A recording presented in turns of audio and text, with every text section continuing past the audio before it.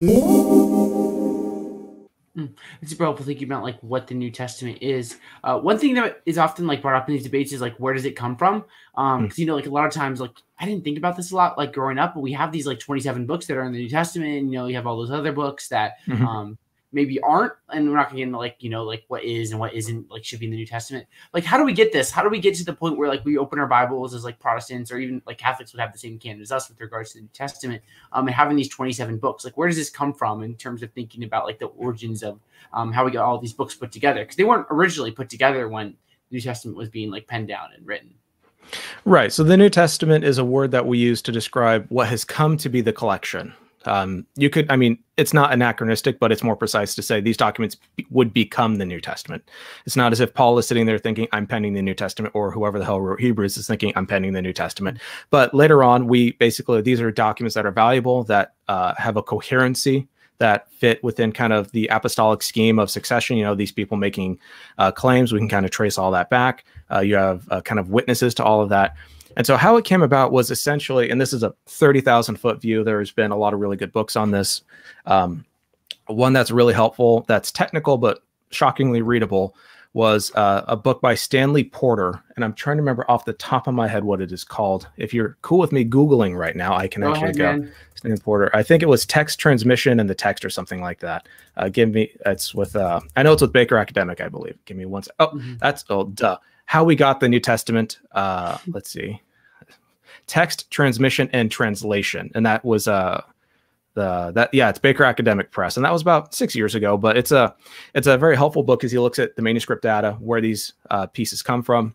And so what you get into this is, let's say you have what's called Paul writes Philemon, and Philemon gets preserved and held onto perhaps by Onesimus, and that's kind of his document that he carries with him, and it gets recopied and recopied.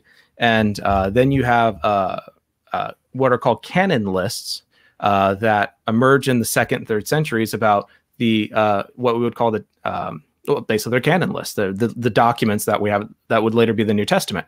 And a lot of them are really early. And so you have Romans, you have Hebrews. Sometimes Hebrews is put within the Pauline letters, I think in one of the documents. One of the canon lists, which is interesting. Marcion's canon, one of the early ones, has lots of different stuff in there. And so you can kind of compare and contrast these early canon lists from early church fathers and fragmentary papyri and stuff like that. But essentially, you have very early on a sense in which you have the preservation of these documents or fragments, or we'll say letters. You have a sense of all these letters are kind of kept, and you might say collated and cherished and then recopied.